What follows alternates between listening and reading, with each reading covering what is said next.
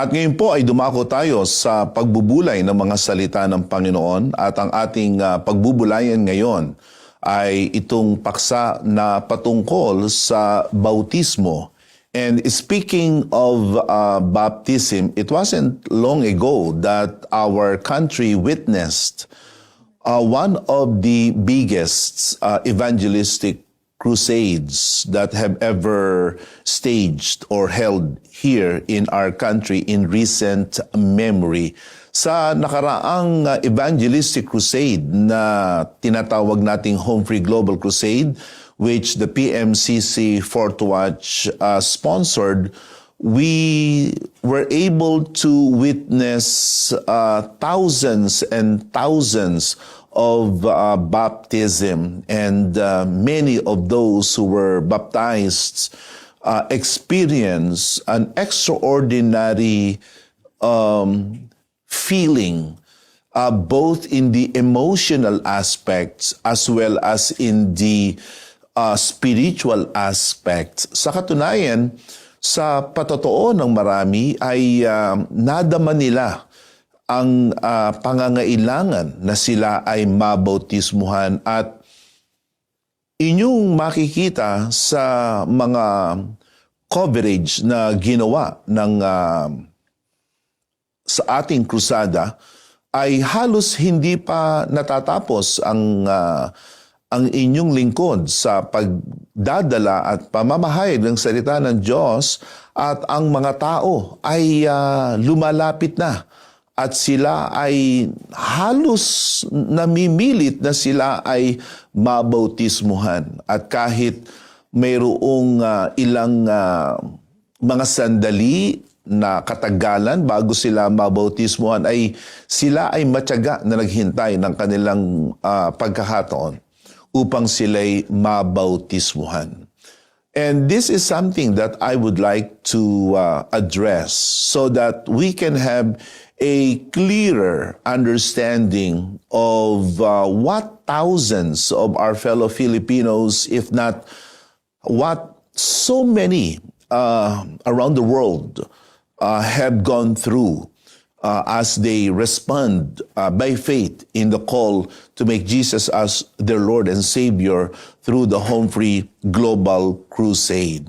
And so, at this time, I would like to share to you the essence of baptism. But before we do that, I'd like to invite all of us to pray. Father God in heaven, we thank you, for you are the one who is leading us to understand more your words. Give us humility of heart so that we can understand the Bible. May your Holy Spirit guide us, and may the lips of your servant be guided as I preach this particular subject. This is my prayer in the name of Jesus. Amen. First of all, magkaroon tayo ng tinatawag na pag-aaral patungkol sa ugat ng salitang bautismo or baptism. It is actually from the Greek word baptizo, which means to dip or to submerge. Yan ay ang pakahulugan dyan ay yung siya ay ang tao ay ilubog. At ito ang larawan talaga ng bautismo. Hindi ito sa ano pamang mga bagay o sa ano pamang kaparaanan, kundi ito ay nangangahulugan literal ng paglubog, lalong-lalo na sa tubig. Ito ang etymology ng baptism o yung root meaning na ito. And we are going to see in the following points that I will be making that baptism indeed picture this submersion or immersion in water in order to fully capture its essence. In the book of Matthew chapter 3:16, it was Jesus, our dear Lord and Savior himself, who was baptized no less than by John the Baptist. It reads, as soon as Jesus was baptized, he went up out of the water, and at that moment heaven was opened. Saw the Spirit of God descending like a dove and lighting on him. So, mismo ang Panginoong Jesus ay nabautismuhan. At ayon sa kanya sa talatang 15 in verse 15, ang sagot niya ay ito ay kailangan at ito'y nararapat upang tuparin ang katwiran, walang iba kundi ang katwiran ng Panginoon. Jesus replied, "Let it be so now. It is proper for us to do this to fulfill all righteousness." And so, Jesus himself did not exempt his person from being water baptized. And Jesus eventually commanded his apostles to baptize those who were being made disciples. In Matthew 28 verse 19 says, "Therefore go, make disciples of all nations, baptizing them in the name of the Father, of the Son, and of the Holy Spirit." So ating makikita dito na hindi pwedeng maging tunay na alagad ang sinuman maliban na sila ay bautismuhan muna sa pangalan ng Ama, ng Anak at ng Espiritu Santo. That in itself shows the essentiality and the indispensability of baptism. Baptism is necessary. It is a prerequisite, paunang pangangailangan bago ang isa ay makasunod sa Panginoong Jesus. Sapagkat yan ang ibig sabihin ng alagad ay tagasunod ng Panginoong Jesus. And baptism was a prerequisite. So, a person could be able to follow Jesus. Jesus himself went through baptism. He also commanded baptism to be done. It was reiterated in the book of Mark in chapter 16 in verse 15. This is what the Word of God says, "Go into all the world, preach the good news to all creation. Whoever believes and is baptized will be saved. Whoever does not believe will be condemned."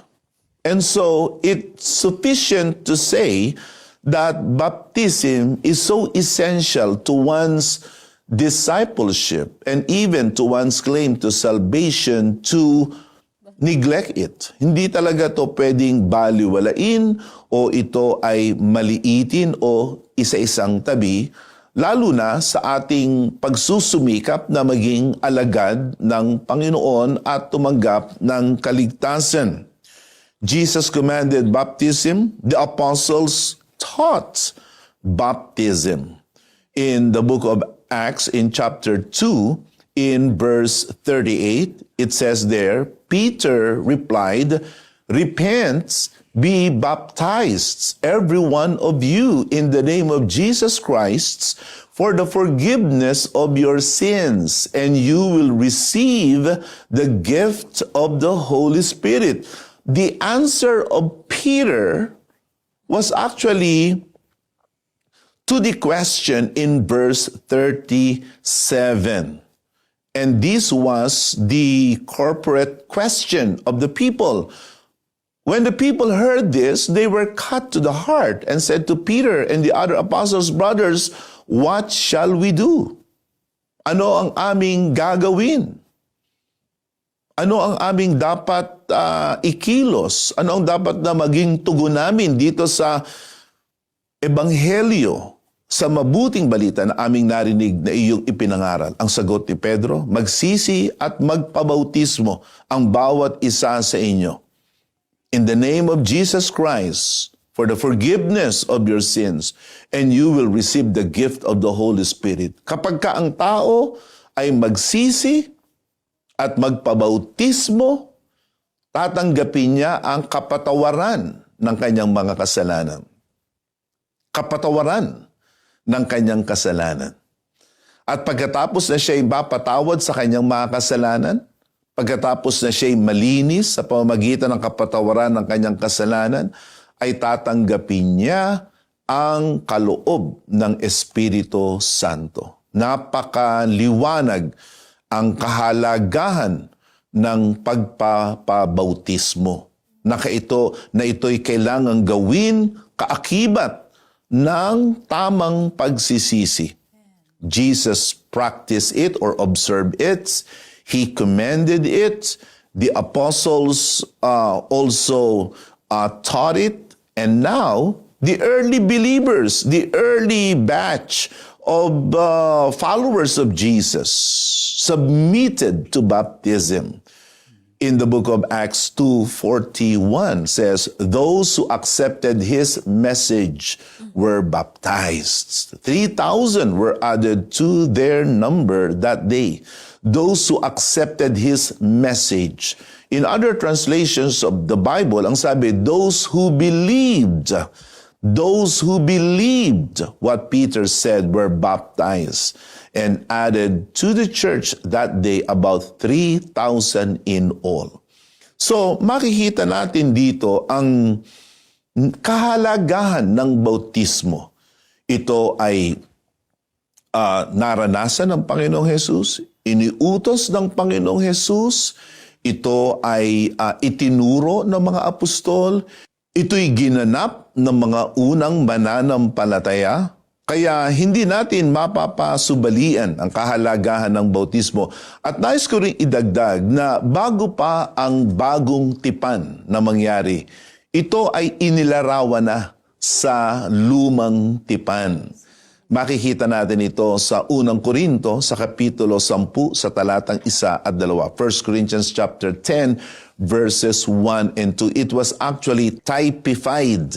It was already somewhat illustrated by the collective experience of the nation of Israel as they passed through in the Red Sea. It says, I do not want you to be ignorant of the facts, brothers, that our forefathers were all under the cloud and that they all passed through the sea. They were all baptized into Moses in the cloud and in the sea. So even in the Old Testament, baptism was somewhat recognized as a type. Yung naranasan ng bansang Israel ay isang paglalarawan ng bautismo. Hence, the original meaning of the word baptism is baptizo means to be submerged or to be deep. Now, there are so many wonderful things that we can say about baptism, but one primary truth that we must understand about baptism is this. It is identification with Jesus. It is identification with Jesus. Ano ibig sabihin na identification with Jesus? Ang ibig sabihin, ikaw ay nagkakaroon ng pakikisamang mainam sa Panginoong Hesus, lalong-lalo na sa kanyang kamatayan at pagkabuhay na maguli. It is identification with Jesus. It is like being like Jesus. In Romans chapter 6 verses 3 and 4, this is what Paul wanted to illustrate when one is baptized. Or don't you know that all of us who were baptized into Christ Jesus were baptized into His death? Pag pala tayo ay binautismohan, lalong-lalo na at tayo ay ilubog sa tubig, yan pala ay naglalarawan na tayo ay kasamang namatay ng Panginoong Jesus, especially during the time disciples who were deceased and those who have died were actually buried. And that was the illustration that the Apostle Paul was underscoring. Don't you know that all of us who were baptized into Christ Jesus were baptized into his death? In the next verse, it says, "We were therefore buried with him through baptism into death." Kaya sa bautismo, kailangang ilubog. At ang buong tubig, habang ito ay nangingibabaw sa buong katawan ng taong binabautismuhan, yon ay paglalarawan kung papaano ang isa'y inililibing na kasama ng Panginoong Hesus sa kanyang kamatayan. Kaya alam natin, ang nililibing ay tinatabunan ng lupa at walang anumang bahagi ng katawan ng inilibing na makikita. We were therefore buried with him through baptism into death, in order that just as Christ was raised from the dead through the glory of the Father, we too may live a new life. So, pagkatapos sa ilang napakaikling sandali ng tao ay mabautismuhan at ilubog sa tubig, siya ay iaahon kaagad. At yon ay nagpapahayag at naglalarawan sa napakagandang paraan ng pagkabuhay na maguli ng Panginoong Hesus. Kaya ang binabautismuhan sa sandali na siya'y ilubog sa tubig at siya'y iahon, yon ay naglalarawan ng kamatayan at pagkabuhay na maguli ng ating Panginoon. And that is our first ever acts of identification with Jesus. Everyone must start with baptism.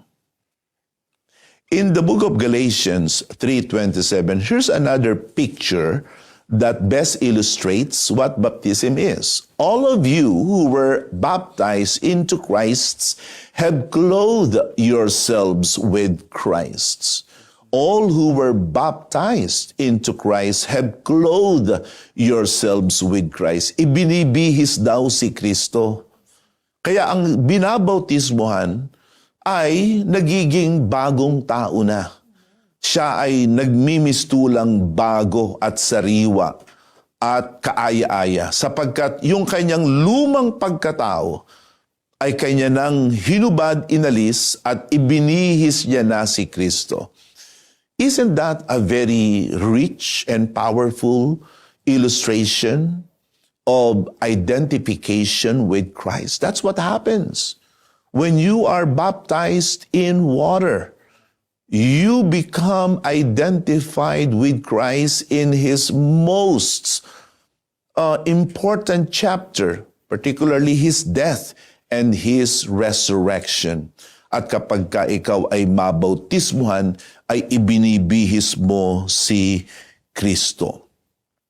Now, having said that, we need to understand right now some, I would say, queries and question of people with regards to baptism and salvation.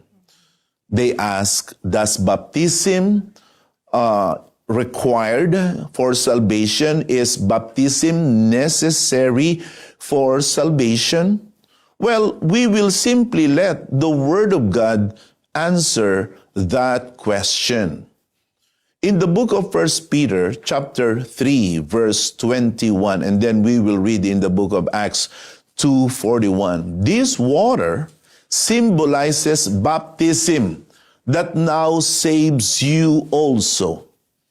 So it is so clear that baptism is salvific.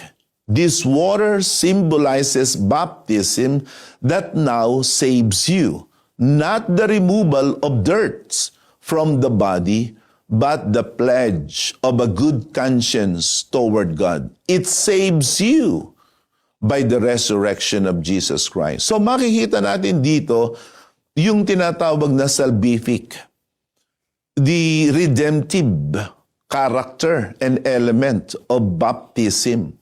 It says so there. I'm just going to let the Word of God speaks for itself. This water symbolizes baptism that now saves you. Not the removal of dirt from the body, but the pledge of a good conscience toward God. It saves you by the resurrection of Jesus Christ. That is the one baptism that is being mentioned in the scriptures, particularly in the book of Ephesians chapter 4 in verse 5. The one baptism.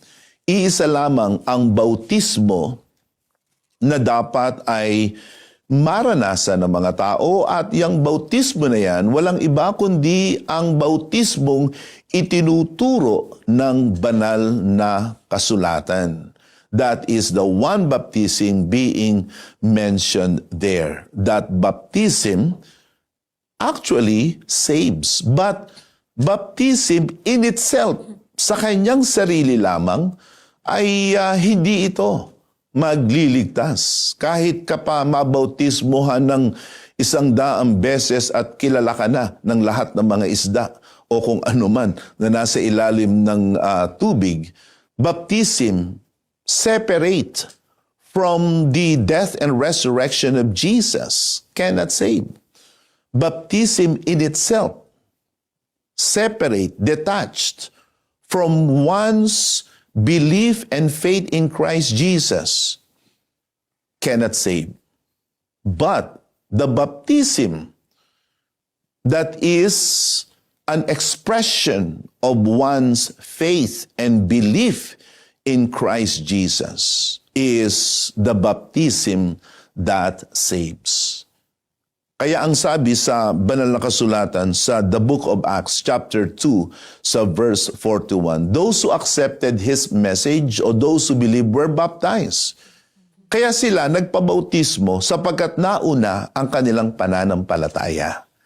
Nauna yung kanilang paniwala na si Jesus ay Panginoon at tagapagligtas. Nauna yung kanilang pagsisisi. We read that in the book of Acts in chapter 2 verse 38. Na kung saan ang sabi doon, repent and be baptized, every one of you. So you will notice that baptism is always part and parcel of this overall and collective work of someone who truly repents. Baptism must be done after one has believed and after one has repented.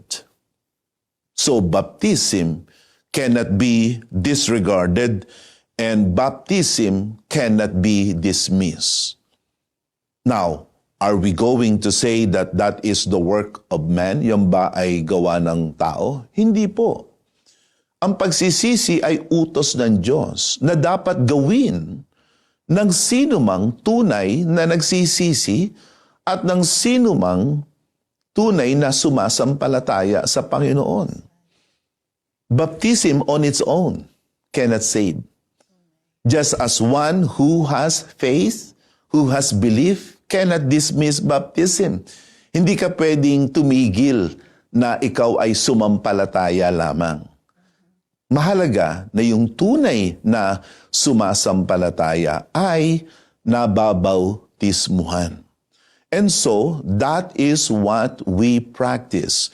We preach that one has to put his faith in Jesus and to believe in Him as Lord and Savior. He must repent from his sins, turn from his sins, and he must be baptized. Hindi yan gawa ng tao. Yan ay utos ng Diyos na dapat gawin ng sinumang nais na maligtas at nais na maging alagad ng Panginoon. Ang gawa na hindi karapat-dapat, the work that nullifies and negates and disqualifies one from being saved is the work of man, separate from the commands of God. Yan yung mga tinatawag na gawa ng tao na kailanman ay hindi magliligtas sa sino man. In the book of Ephesians in chapter 2 verse 8, it says there so clearly, it is by grace you have been saved through faith. And this is not from yourselves, it is the gift of God. Ang kaligtasan daw ay sa pamamagitan ng pananampalataya, hindi sa anumang gawa, hindi ito galing sa tao. It is not our own meritorious works, it is not by our own righteousness. The same thing is mentioned in verse 5 of Ephesians 2. It says there, made us alive with Christ even when we were dead in transgressions. It is by grace you have been saved. So, none of our works can save us. Walang magagawa ang ating sariling gawa. Ang bautismo ba ay sariling gawa ng tao? Hindi po. Yan ay utos ng Panginoong Jesus. Yan ang kanyang kabilin-bilinan na dapat nating gawin, na kailangan na tayo ay mabautismuhan. Ang Panginoong Jesus ay naranasan ito, ang mga apostol, itinuro ito, ang Panginoong Jesus, iniutos din ito, at ito ay ginanap ng mga unang mananampalataya at ngayon ay patuloy na ginaganap. Pero hindi ito gawa ng tao. Ito'y utos ng Diyos na dapat gawin ng sumusunod sa Kanya. So, we need to therefore separate the work that is done by a man, separate from God's will and commandment, and the work done by someone who obeys God and believes in God. That's why he follows. And so, in Titus 3 in verse 5, maliwanag ang sabi doon na hindi sa anumang gawa natin. He saved us not because of righteous things we had done. That is so crystal clear. Wala tayong dapat gawin para maligtas. Ngayon, ang pagsampalataya ba ay gawa ng tao? Let's say, when I confess, use the power of my speech to confess Jesus as Lord and Savior, is my belief not something that is a work? It is a work. I need to exercise the power of my speech when I submit to baptism. Is it work? It is work commanded by Jesus. Because it says so in Matthew, or I should say in Romans chapter 10, in verse 9, that if you confess with your mouth, so kailangan may gawin ka. Ano sasabihin? Ipapahayag mo. Hindi ka pwedeng maging pipi. Alam na ng Diyos. Hindi. Kailangan mong ipahayag. Ano pang gagawin mo? Sasampalataya ka sa iyong puso. Ganun din ang bautismo. Kailangan mong gawin ito. Subalit hindi ito gawain basta-basta ng isang tao. Hiwalay sa utos ng Diyos. Anong utos ng Panginoong Jesus? Kailangan tayo ay mabautismuhan. And when you are baptized, then you will receive forgiveness of your sins and you will receive the gift of the Holy Spirit. Now, siguro narinig nyo na yung katwiran ng ibang mga mananampalataya na sinasabi nila, papaano na yung magnanakaw, yung tulisan na napako kasama ng Panginoong Jesus? Bakit siya ay kinasama ng Panginoon sa langit? Hindi siya nababautismuhan. Well, sino namang pobre ang nakapako ay hindi mo na kailangang bautismuhan yon. But that was an exception to the rule, of course. Hindi naman lagi-laging naulit yan. At ang Panginoon, nakikita ang puso noong tulisan na yon. So He took an exception so that He will receive an exceptional expression of grace. However, subalit, kung titingnan natin ang naging kalakaran sa banal na kasulatan, ay makikita natin na lahat ng sumampalataya ay nabautismuhan. Now, let me also say this, going back to the thief at the cross. Yung thief ba, what was the condition of the thief? Ayaw niya ba o hindi pwede sa kanya? Kasi magkaiba yon. Hindi natin masasabing ayaw niya. Mas malamang masasabi natin, hindi pwede. Sapagkat siya ay nakapako sa krus. So, ano ang kalakaran sa banal na kasulatan?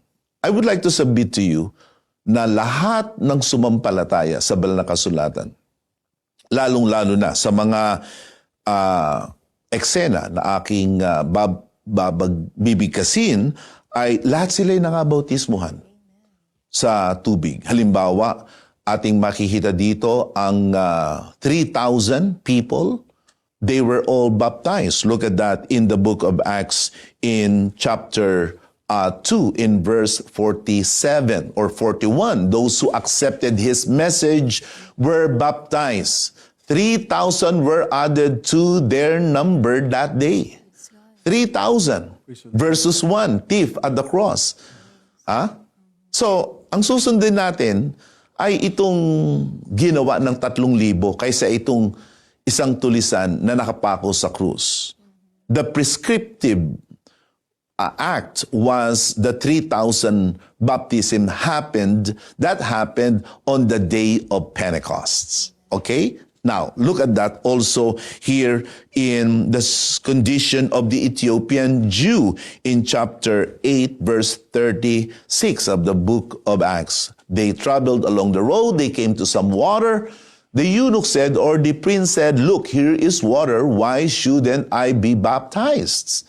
And then in the next verse, it says there, "And he gave orders to stop the chariot. Then both Philip and the eunuch went down into the water, and Philip baptized him."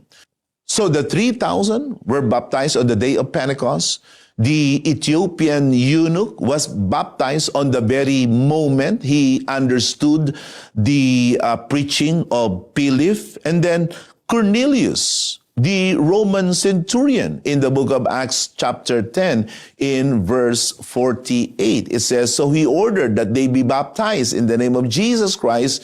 Then they asked Peter to stay with them for a few days." On the very day, at that very night, that they understood the gospel of Jesus Christ, Cornelius and his entire household were baptized as well. The Philippian jail warden in the book of Acts 16:33, at that hour of the night, the jailer took them, washed their wounds.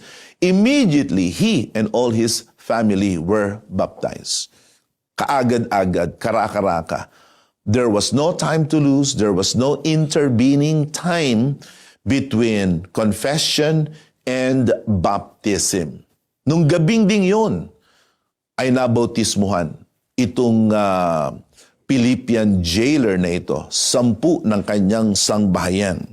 Gayun din si Lydia. One of those listening was a woman named Lydia, a dealer in purple cloth from the city of Thyatira, who was a worshiper of God. The Lord opened her heart to respond to Paul's message. When she and the members of her household were baptized, she invited us to her home. The very day Lydia and her family received the gospel, they were right away baptized. In the book of Acts, in chapter 9, in verse 18, this was the condition of Paul. Immediately, something like scales fell from Saul's eyes. He could see again. He got up and was baptized. Kaya si Pablo ay agad na bautismuhan. This was the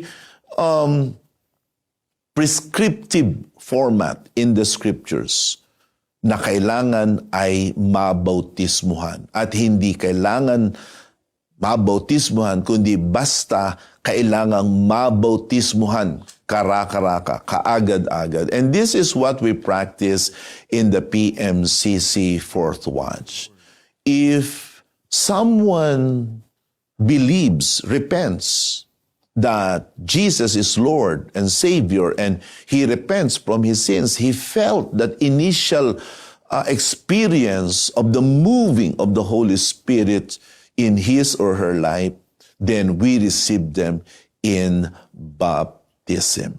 And those of us who are baptized, we must be added into the church in which we will be taught. Doon tayo tuturuan ng mga sugo ng Diyos. Ang mga sugo din ng Diyos, those who are representatives of Christ, are the ones that must also baptize you, because it is to them the work of baptism was actually entrusted. And they are the ones who will subsequently teach us, train us to follow the commands of the Lord Jesus. Once again, it is my hope and prayer that you have been enlightened in this exhortation. And if you would like to repent from your sins, receive Jesus as Lord and Savior, and be baptized, then you are making the best decision ever in your life.